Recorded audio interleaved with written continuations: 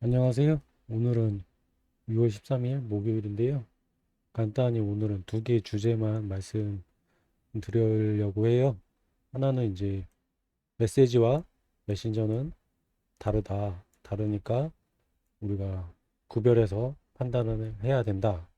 그거 하나랑 이제 미국에서 이제 오늘 금리는 이제 동결했지만 앞으로 금리 인하할 예정이거든요. 인하할 수밖에 없어요. 그래서 이제 통화량이 확대되는 시대에 이 법정화폐로만 가지고 있으면 화폐 가치가 하락하기 때문에 우리가 힘들게 일해서 번 내 재산을 보호하려면 이런 시대에 어떻게 방어를 해야 되는가 거기에 대해서 말씀을 드릴게요. 잠깐 여기 추가로 하면 대출. 저도 이 개념은 없었는데 그 철이형 신민철 작가님인가 그분 책 중에 무슨 책이 있는데 하여튼 보통은 이제 정부에서 뭐 채권을 발행하든 뭐 회사에 아무튼 그 화폐 유통량을 늘리잖아요. 근데 이제 그거는 제가 수동적으로 할 수밖에 없고 그 중앙은행에 가까운 상업은행이나 그쪽부터 돈을 받기 때문에 그쪽 사람들이 유리하거든요. 그 저희 같이 월급을 받는 사람들은 가장 나중에 도달하기 때문에 인플레이션 물가가 오른 그 차액 차액분을 상업은행이 있는 사람들은 이득을 누리는 거고 저희는 못 그거를 이제 손해를 보는 거죠. 그래서 그걸 해지하려고 하면 내가 대출을 하면 내가 직접 화폐를 발행하는 거기 때문에 중앙은행에서 화폐 찍어내는 거에서 일부 해지할 수 있다. 그런 개념으로 설명을 하시더라고요. 그래서 뭐 잠깐 짜투리로 설명드리면 대출하는 것도 이 내 재산을 보호하는 법정화폐가 가치 하락하는 거에 대해서 보호하는 하나의 수단이 될 수 있다. 잠깐 설명을 드렸고요. 그 이제 이제 비트코인이 가격이 올라가면서 저를 비롯해서 이제 많은 비트코이너랑 또 비트코인에 관심 있는 분들이랑 하여튼 뭐 유튜브에 막 이런저런 얘기가 나오다 보니까 이게 사람을 너 말을 믿네 못 믿네 누구 말이 맞네 틀리네 막 이런 말이 많이 보이는 것 같더라고요. 그래서 제가 말씀드리고 싶은 거는 어, 물론 얼굴 공개를 하고 말하는 사람이 주는 메시지가 신뢰할 만한 어, 명분은 충분히 있어요. 그 비용이 들어갔기 때문에. 하지만 이제 그렇다고 해서 그게 전부는 아니다. 그래서 얼굴을 오픈해서 말한다고 해서 그 사람 말을 다 믿을 것도 아니고, 얼굴을, 그리고 또 이제 예를 들어서 설명을 드리면, 제가, 어, 추천드리는 그런 비트코이너 분들 채널도 제가 추천을 드리면서 하는 말은, 어, 저는 알트코인 투자를 안 하기 때문에 그분들이 어떤 부분에서 얘기하는 부분은 제가 수용을 하지만 알트코인 투자에 대해서는 수용을 하지 않는다 이렇게 말씀드린 적이 있거든요. 예를 들어서 그 박 작가의 크립토 연구소 그분은 지표 데이터를 가지고 와서 데이터 상으로 이렇게 분석을 해주기 때문에 굉장히 그 비트코인의 그 향방에 대해서 좀 객관적으로 살펴볼 수가 있어요. 근데 그분 역시 알트를 일부 이렇게 하시는 것 같더라고요. 근데 이제 저는 어, 뭐라고 해야죠? 투자 기준에서 알트코인은 배제되어 있기 때문에 이제 그 부분은 빼고 들어요. 그러니까 너무 메시지가 좋고 그 사람이 주는 어떤 어, 이론적인 어떤 투자 철학이나 그런 게 감명을 받더라도 그분을 100% 신뢰할 필요는 없다고 굳이 예, 신뢰할 필요는 없다고 생각을 하거든요. 그래서 저도 이제 예를 들어서 오태민 선생님 어, 그 강의를 듣고 비트코인에 입문했지만 그분이 하는 사업은 저는 믿진 않아요. 그 와서 헤이지도 그 미국 통화량 발행 관련해서 굉장히 이제 어, 그 안목을 높은 안목을 가지고 있지만 이분이 알트코인 트레이딩을 하기 때문에 트레이딩에 관련된 의견은 저는 그냥 그러니까 듣질 않아요. 그냥 잘 안 봐요. 이런 거는. 이번에 뭐 이제 미국이 뭐 어쩌고 저쩌고 해서 뭐 통화량을 이렇게 어, 돈을 더 찍어낼 수밖에 없다 이런 상황이다 뭐 이런 식으로 뭐 표면적으로는 돈을 안 찍어내고 있지만 어떻게 어떤 식으로 뭐 어, 화폐 유통량을 늘려가고 있다 이런 내용은 듣거든요. 그래서 여러분의 소중한 돈을 투자하는 거고 실제로 투자를 잘못하면 손해를 볼 수도 있는 상황이기 때문에 그거를 잘 판단을 하셔야 돼요. 그래서 메시지를 저는 중점적으로 보셔가지고 이 비트코인이 좋다는데 이 사람들이 계속 얘기를 하는데 이게 정말 맞는 건가 하면 이분들이 하는 이분들이 주는 신뢰에 따라서 뭐 투자를 하실 수도 있겠지만 그것보다는 어, 이분들이 던지는 메시지, 이 메시지가 뭔가를 내가 꼼꼼히 점검해보고 아 이게 내 기준에서는 맞구나 하면은 이제 판단하셔가지고 투자를 하셨으면 좋겠다. 그래서 좀 비트코인을 전달하는 그 비트코인이라는 메시지와 비트코인을 전달하는 그 유튜버들을 동일선상에 놓고 신뢰의 기준으로 들이대는 건 좀 알맞지 않다 이렇게 말씀을 드렸고요. 그리고 좀 약간 착각하시는 부분도 있는데 어, 비트코인은 이게 신뢰를 기반으로 움직이는 네트워크가 아니에요. 이게 그러니까 비트코인이 이게 뭐 신뢰가 있어야 뭐 믿지 뭘 믿고 내가 비트코인을 사냐 이게 아니거든요. 비트코인 네트워크를 공부해 보시면 비트코인 네트워크는 누구도 안 믿어요.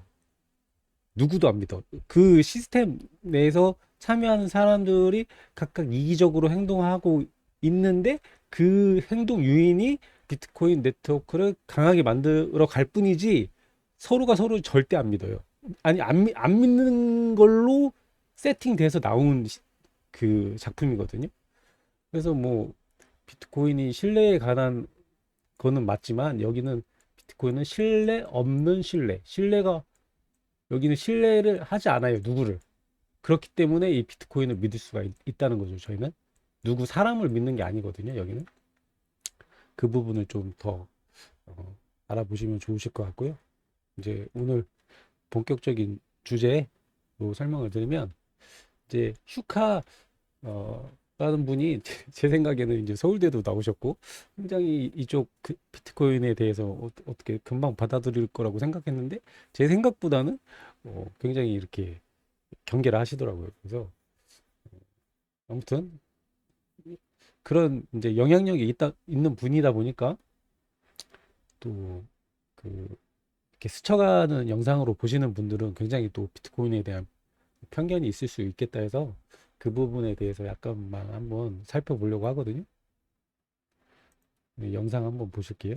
워런 버핏은 비트코인을 3만 원에 준다고 해도 안 사겠다라고 했다는데 예, 그런 걸 워런 버핏도 했었죠. 그렇고 슈카시도 그렇고 비트코인을 사지 않는 그러네요. 워런 버핏이 비트코인을 안 산다고 얘기한 거는 이분은 가치와 가격을 따지는 사람이거든요. 그러니까 자기가 보기에는 비트코인의 가치가 그 가격보다 낮다고 생각을 하는 거죠. 굉장히 회의론자여서 그렇습니다. 자기가 보기에는 이거 허상이야. 회의론자. 저는 비트코인을 잘 모르겠는데 예를 들면은 주식은 좀 잘 아는 것 같아요. 그러니까 내가 아는 거를 투자하는 게 제 마음이 편안하고 다만 그건 있습니다. 이 비트코인을 하는 분들 많은 분들 그렇게 얘기해요. 도대체 가격이 얼마까지 오를지 모르겠다. 근데 반대로 얘기하면 얼마까지 빠질지도 잘 모르겠다는 얘기를 많이 합니다. 주식시장은 A라는 기업이 돈을 얼마 벌지 대강 예측을 하기 때문에 우리가 레인지라는 게 있거든요. 비트코인은 이제 거기에 대한 레인지를 잡기가 정말 어렵기 때문에 약간 주식이 강해서 강물의 흐름이 있으니까 수영하는 느낌이 있다면은 내가 실력이 좋으면 이 강물에서 잘할 수 있겠구만. 근데 비트코인이 약간 우주에서 잘 가고 있는 거지? 워런 버핏은 그래서 이제 말의 요지는 일단 나는 비트코인을 잘 몰라서 투자는 안 하는 게 좋겠다고 생각을 하고 잘 모른다고 생각하는 이유는 주식처럼 상한과 하한을 내가 이렇게 판단해 볼 수 없다는 말이잖아요. 그 부분에 대해서 조금 설명을 드리려고 하는데 이제 비트코인의 하한이라는 거는 기본적으로 채굴하는 데는 전기가 들어가기 때문에 이게 채굴 비용을 어떤 하방 가격의 하한 정도로 생각해 볼 수가 있고 상방이라고 하는 거는 기본적으로 이제 비트코인은 좋은 화폐이기 때문에 이제 단단한 그 화폐라고 해서 경화라고 하는데 경화 좋은 화폐는 이제 안 좋은 화폐들을 빨아들이거든요. 거기에 있는 안 좋은 화폐에 있는 부를 빨아들이는 게 뭐 역사적으로 그렇게 될 수밖에 없어요. 왜냐면 내가 어, 금을 갖고 있는 게 예를 들어서 은이 금보다 채굴하기가 더 쉽다고 하면 은을 갖고 있는 것보다 금을 갖고 있는 게 더 제 재산을 잘 보유하기 때문에 이제 금을 갖고 있는 그 은을 바꿔서 금을 보유하려고 하겠죠. 그런 시기거든요. 그래서 이제 그런 이제 세계의 이게 단순히 이제 가치 저장의 수단으로서 축적되어 있는 그러니까 부동산이든 S&P든 코스피든 채권이든 어, 그 시장 수익률만 따라가려고 하거나 그거보다 약간의 뭐 1, 2% 높은 수익을 보려고 하는 그런 돈들이 있잖아요. 특히 S&P 500이나 코스피 200에 넣는 돈은 그냥 시장 수익률만 따라가겠다는 거거든요. 거기서 더 내가 욕심내지 않겠다는 거예요. 그 말은 그 화폐 가치 그대로 보존하겠다는 의미잖아요. 그 돈들이 비트코인으로 옮겨왔을 때 어떤 단계별로 체크리스트를 정해가지고 체크를 해보면 상한이 대략적으로 뭐 그려볼 수 있다는 거죠. 뭐 얼마까지. 그래서 그거를 사토시 나카모토는 1,000만 달러 정도까지를 얘기를 했어요.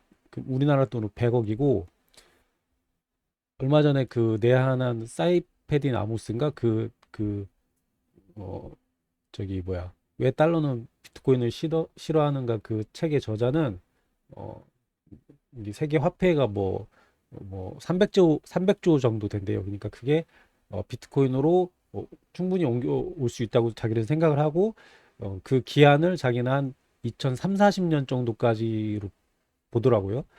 그러면 300조 달러요. 그러니까 우리나라 돈이 아니고. 그러면 지금 비트코인이 1.4조 달러니까 약 한 뭐 200 몇 배나 되겠잖아요.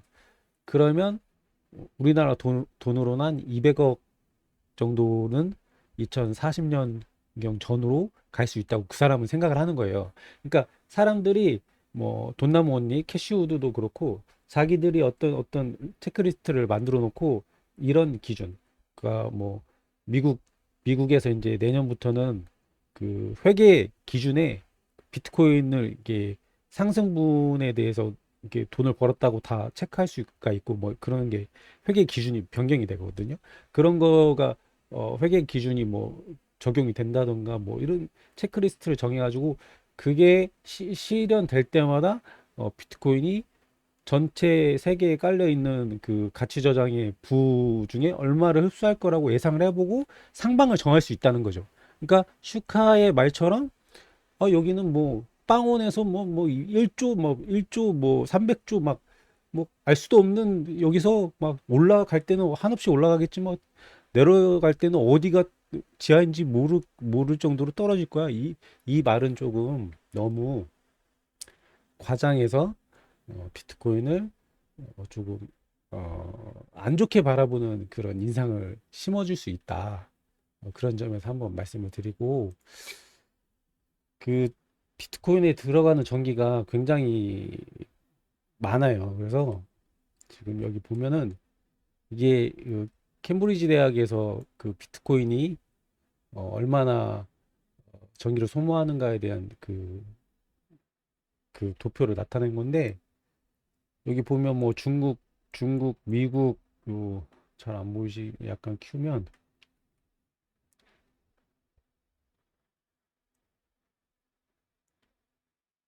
이 중국, 미국 막 있는데 중국, 미국 막 있고 우리나라도 여기 있잖아요.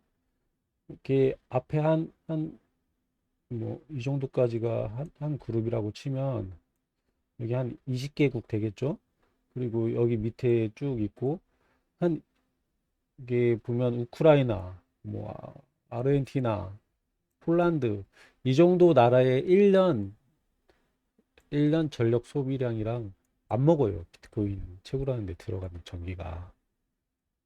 이게 이제 뭐 로그 스케일이라고 나왔긴 하는데 제가 요 의미를 정확히 몰라서 말씀을 못 드리지만 이렇게 봤을 때 뭐 여기까지는 그래도 뭐 대만 정도는 별 차이 없게 느껴지잖아요. 전기를 많이 먹어서 그게 가격의 원가로 들어가기 때문에 일시적으로 그 밑을 뚫고 가는 순간이 있을 수는 있겠지만 계속적으로 그 원가 밑에 있기는 어렵다 이 얘기죠. 그래서 이제 어, 비트코인의 그 평균 채굴 단가를 그래프로 나타낸 건데 이게 보시면 하늘색이 그 비트코인 평균 채굴 단가고 여기 오렌지색이 황토색이 그 비트코인 가격이에요. 그래서 그 반감기 이후에 불장이 오면 이렇게 채굴자들이 수익을 많이 보는 구간이 나타나죠. 이렇게 많이 수익을 보는 구간이 나타난 이후에는 반드시 손해를 보는 구간이 나타나요. 여기 원가보다 더 싸게 팔잖아요. 여기도 그렇고요. 여기서 너무 많은 이득을 받기 때문에 그래서 이제 뭐 꼭 채굴자들이 원가를 약간 상회하는 정도의 수익을 올린다고 보기는 어렵지만 왜냐하면 이제 프리미엄을 주고 비트코인을 이제 거래하는 시기라고 볼 수가 있잖아요. 부동산도 뭐 더 좋은 지역에 있는 그 입지에 있는 아파트는 뭐 프리미엄 얼마 더 주고 사는 것처럼요. 그래서 지금 6월 7일 날 보면은 비트코인이 그때 시세가 69,300달러 정도 됐는데 채굴 원가는 76,900달러 정도 됐다는 거죠. 지금 일시적으로 약간 어, 비트코인 채굴 원가가 시세보다 높아요. 근데 바로 앞서서 3월 달에 보면은 어, 채굴 원가는 4만 달러 정도 됐는데 그때 7만 달러까지 찍었잖아요. 그때 3월 막 초에 1억까지. 그때는 이렇게 채굴자들이 수익을 많이 받기 때문에 이 구간만 잘라놓고 본다고 하면 여기서 수익 본 걸로도 여기 뒤에서 손해 보는 걸 메꾸고 남기 때문에 채굴자들이 버틴다는 거고 이거를 큰 맥락에서 보면 이렇게 수익을 보고 있기 때문에 일시적으로 손해를 보는 구간이 발생해도 음, 채굴자들이 채굴을 유지하겠지만 이게 지속적으로 계속 손해 보면서 팔 수는 없다는 거죠. 이게 이 사람들 사업하는 사람들이니까 내가 빚져서 비트코인 네트워크를 위해서 여기에다가 돈을 바치진 않잖아요. 그냥 자기들의 이윤 추구를 위해서 채굴할 뿐이지. 그래서 어느 순간 이제 반감기를 지났기 때문에 이 손해 보는 게 버틸 수가 없으면 가격이 뛴다는 거고 이제 그 시기가 이제 반감기 지난 지가 이제 거의 2달 좀 안 됐죠. 이제 석 달에서 여섯 달 정도면 그게 반영돼서 가격이 올라갈 거라고 하는 거고 저는 ETF라는 변수가 있기 때문에 뭐 소소하게 6월, 8월 그 정도에는 조금 더 뭐라고 해야죠? 급격한 상승은 아니라고 하더라도 약간의 그 회복장 조금씩 점진적으로 상승하는 정도는 기대해 볼 수 있다고 생각을 한 거고 한 10월이나 9월 정도부터는 또 저희가 이렇게 급격한 상승을 기대해 볼 수 있다고 생각을 저는 하는 거예요. 그래서 여러분들도 이제 공부를 해보시고 판단하셔가지고 자신만의 이제 계획을 세우셔야죠. 그 아까도 말씀드린 것처럼 다른 사람 말을 참고를 하되 그걸 100% 믿고 투자하실 필요는 없어요. 참고해서 제가 스스로 전략을 짜신 다음에 투자하셔야 되는 부분이죠. 그리고 제가 이제 궁금해가지고 또 뭐 요새는 뭐 그 챗 GPT는 아닌데 막 물어보면 답해 주는 게 있더라고요. 그래가지고 한번 쳐봤는데 비트코인의 평균 채굴 원가가 얼마냐? 6월 10일 날 보니까 지금 채굴하는데 7만 5천 달러가 들어가는데 그때 시세는 뭐 7만 3천 달러였다. 좀 약간 이렇게 말하니까 신뢰가 어렵네요. 왜냐면 지금 73K를 못 넘은 걸로 알고 있는데요. 아무튼 일시적으로 채굴 원가가 가격보다 좀 높다. 이렇게 답변을 주더라고요.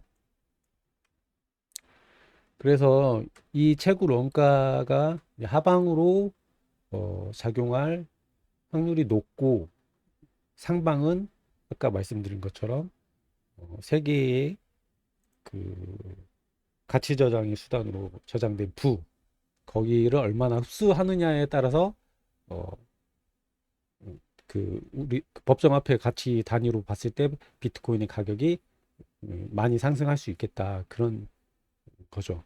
그래서 이제 우리 이제 전 세계의 자산에는 얼마나 많은 부가 저장되어 있는가, 그 영상을 잠깐 볼게요.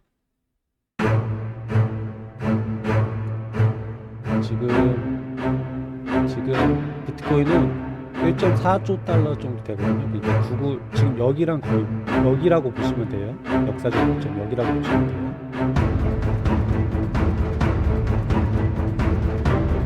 여기 좀 변동은 있어요. FE랑 마소랑 바뀌었죠.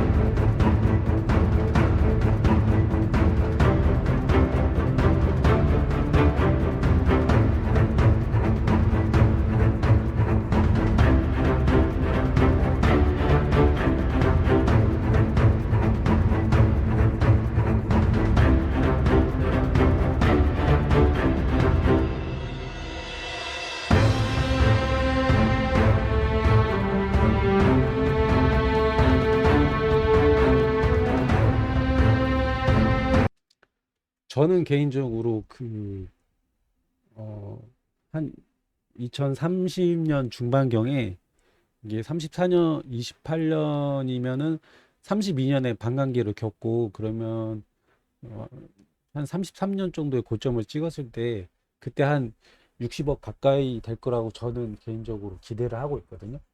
이제 여러분들도 여러분만의 기대 가격을 한번 생각해 보시고, 어쨌든 수억 원대로 갈 거라고는 많이들 그렇게 바라보시기 때문에 비트코인을 한번 이해하시는 분들은 지금 투자하시는 거는 굉장히 좋은 선택이다, 이렇게 말씀을 드릴 수 있어요.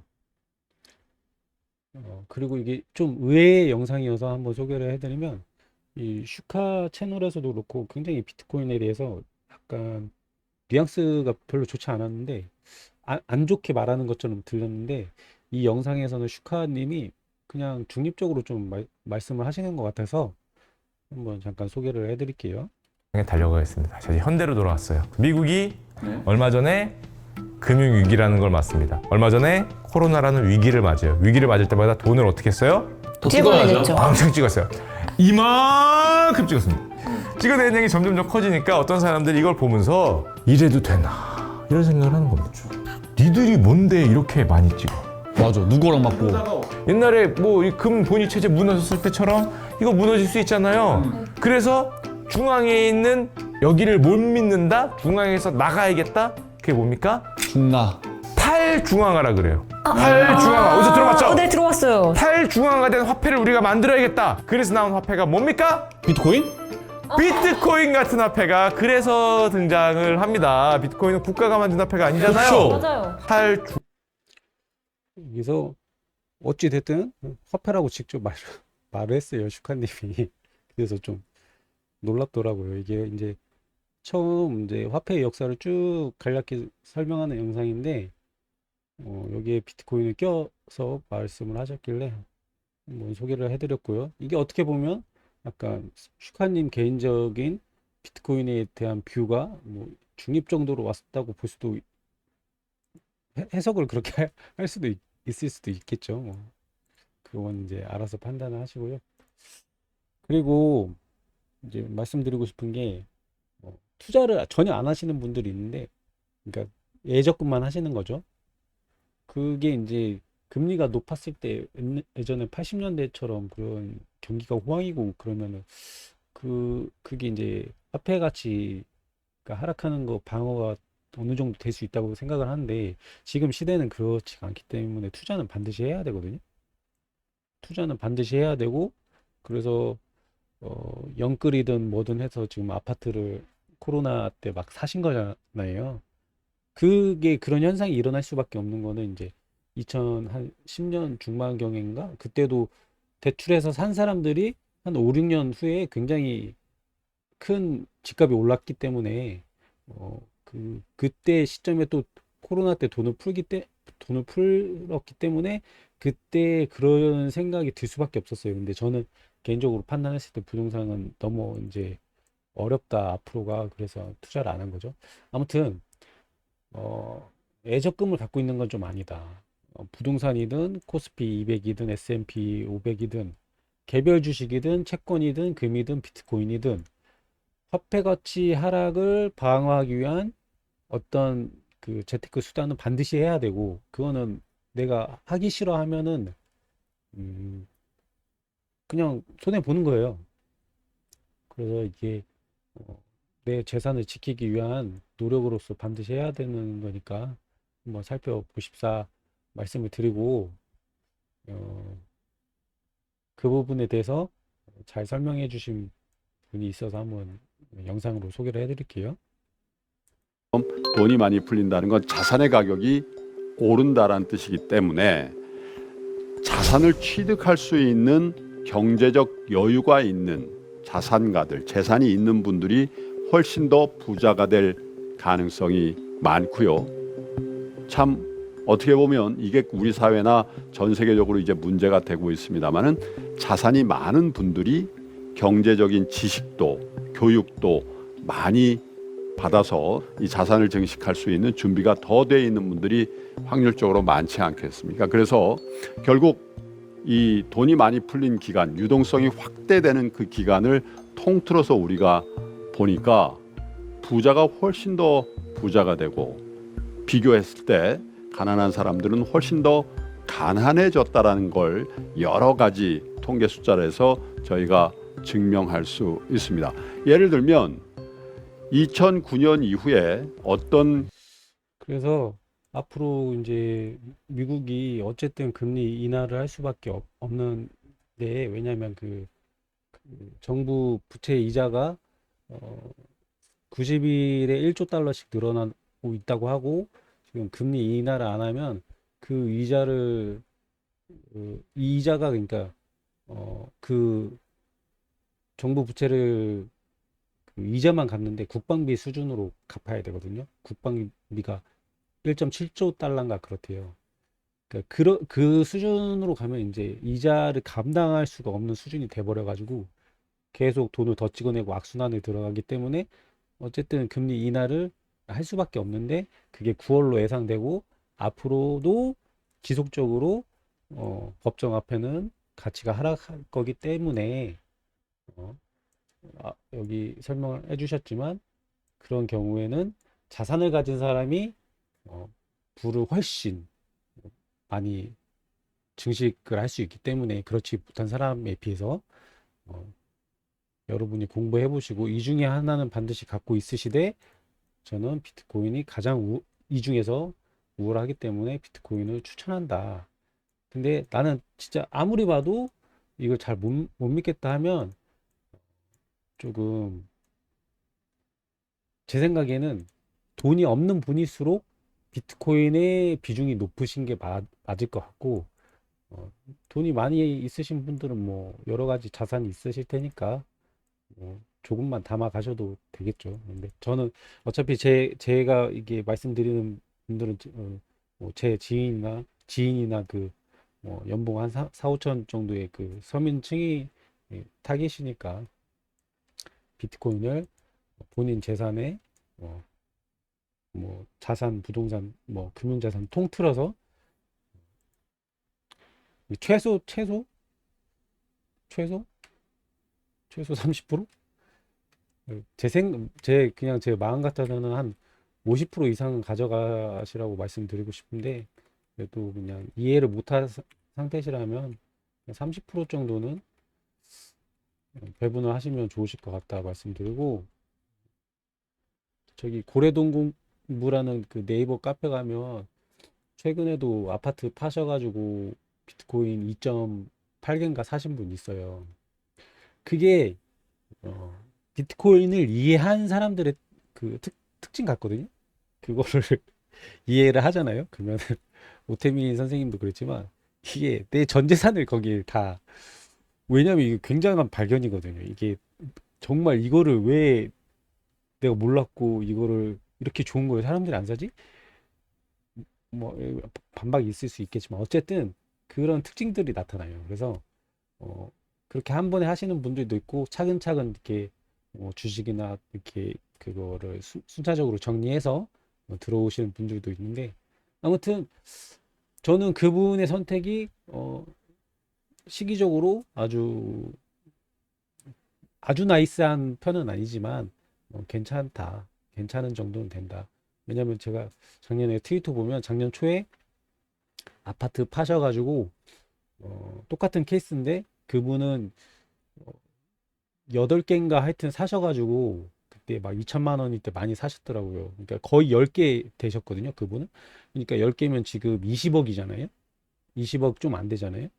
그러니까 막 그게 그 작년에서 올해 한 1년 정도 오는데 그분은 1년 좀 넘게 오는데 그분 한 수억 원대 수익을 지금 미실현 수익을 올리고 있는 거니까 그분보다야 못한 거지만 어쨌든 이분도 내년에 가서는 수익권에 들어올 거고 그때 일부 처분하면 나쁘진 않다, 그런 생각이 들기 때문에, 그래서 저도 이제 이 영상을 찍고 지금도 괜찮으니까 분할 매수를 하시라고 말씀을 드리는 거죠. 예. 그래서 다시 한번 설명을 드리면 비트코인이라는 메시지를 잘 공부해 보시고, 저희가 이런 시대에 살고 있으니까 어떻게 내 재산을 보호해야 되는가 판단을 해 보셔가지고 비트코인으로 30% 정도는, 내 재산의 30% 정도는 담아가시는 게 좋겠다. 그리고 정 못 믿어오시면 내년 여름 즈음에서 뭐 자기가 판단한 시기가 있으면 자기가 비트코인에 투자한 금액의 뭐 반절 내지는 원금을 회수하는 정도는 매도하고 나머지는 그냥 갖고 가셔도 좋으실 것 같다. 그런 취지로 한번 말씀드렸습니다. 감사합니다.